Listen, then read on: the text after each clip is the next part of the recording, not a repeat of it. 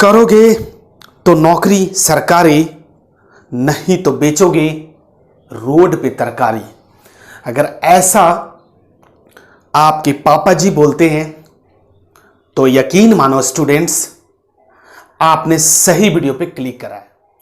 499 यानी 499 ईस्वी में आर्यभट्ट ने सबसे पहले जीरो दिया और बाद में उन्होंने अलजेब्रा, अर्थमेटिक और ट्रिगोनोमेट्री दी। काफी टाइम बाद बिहार में वशिष्ठ नारायण सिंह पैदा हुए, जिन्होंने आइंस्टीन के सिद्धांत E = mc² को जबरदस्त चुनौती दी। आनंद सर को कौन नहीं जानता, सुपर 30 के डायरेक्टर। इसके अलावा नॉर्थ इंडिया के बड़े भैया कहे जाने वाले डॉक्टर केसी सिन्हा, जिनके मैथ्स को आप रगड़ते हो, और अगर ऊपर वाले ने चाहा तो आपके बच्चे भी उनके मैथ्स को रगड़ेंगे, क्योंकि उनके मैथ्स में जो ट्रिक है वो हिंदुस्तानियों के डीएनए में बसा हुआ है। आप सोचोगे जी ऐसी बातें क्यों कर रहे हो आज, तो देखिए हमारा आज का टॉपिक क्या है। आफ्टर 10 क्या मैथ्स पढ़ने की जरूरत नहीं? याद करो आप। इस बात को समझाने के लिए मैं आपको वहां लेके चलता हूं जिस दिन आपका रिजल्ट आया था और आप अपने 10th के रिजल्ट को अपने पापा के सामने प्रोसीड किए थे। तो आपके पापा जी 10th के रिजल्ट को ऑब्जर्व कर रहे थे और वो आपस में क्या कह रहे थे, जरा सुनो। कि हमारे इस लाडले का 10th के अंदर साइंस पोर्शन में, बड़ा ध्यान से सुनने की जरूरत है यहां से, साइंस पोर्शन में 97 आउट ऑफ 100 आए। और जैसे ही 2-3 स्टेप नीचे आए तो मैथमेटिक्स में उन्होंने देखा कि 78 नंबर आउट ऑफ 100 नंबर में आए। काफी गहन विचार हुई घर परिवार में और यह डिसाइड लिया गया कि बच्चे को 11th के अंदर साइंस दिलाया जाए, इसे डॉक्टर बनाया जाए। अब दूसरी तरफ आपने यह भी सोचा कि चलो हमारे पापा ने हमारी भावनाओं को पढ़ लिया, मैं मैथ्स में कमजोर हूं और मैथ्स की कंसेप्ट मुझे बिल्कुल समझ नहीं आते,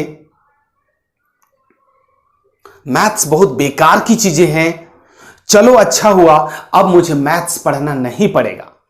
11th के अंदर तो आप ये सोच के आए कि मैं अब यहां से साइंस लिया है हमने, हम डॉक्टर बनेंगे। लेकिन जैसे ही फिजिक्स का पहला चैप्टर आपने ओपन करा तो उसके अंदर आपको मिला मेजरमेंट टूल्स। इसका मतलब आप ये कह सकते हो कि मेजरमेंट टूल्स रिलेटेड है मैथमेटिक्स से, तो मैथ्स आपको यहां पीछा छोड़ने वाला नहीं है। आप यकीन मानो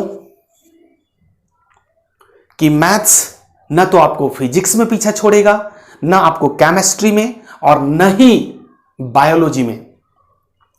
अच्छा एक बात याद दिला दूं, एमिनो एसिड वाले चैप्टर में A, T, C और G, ये 4 अल्फाबेट से हमें एमिनो एसिड के 20 सिम्टम्स बनाने होते थे। प्रैक्टिकल की बात कर रहा हूं मैं। तो जब हम वो प्रैक्टिस करते थे तो हम देखते थे कि अचानक हमें वहां परमुटेशन एंड कॉम्बिनेशन दिखाई देने लग जाता था। याद है ना आपको? चूंकि हम बायोलॉजिकल बीइंग्स हैं और बायोलॉजी को स्टडी करते करते हमने देखा कि बायोलॉजी के अंदर पूरा केमिस्ट्री घुसा हुआ है। हर जगह रिएक्शन हो रहे हैं, यहां तक कि एलिमेंट का एलिमेंट के साथ आपस में रिएक्शन हो रहे हैं। केमिस्ट्री को जब डीपली स्टडी करा तो आपको पता चला कि वहां पे फिजिक्स घुसा पड़ा है, क्योंकि फिजिक्स में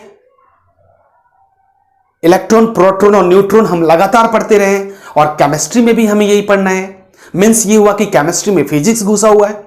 और जब फिजिक्स की स्टडी करने बैठे तो बिलीव करो दोस्तों, हर जगह मैथमेटिक्स नाम का कीड़ा कुंडली मार के बैठा हुआ है। इसका अर्थ यह हुआ कि हम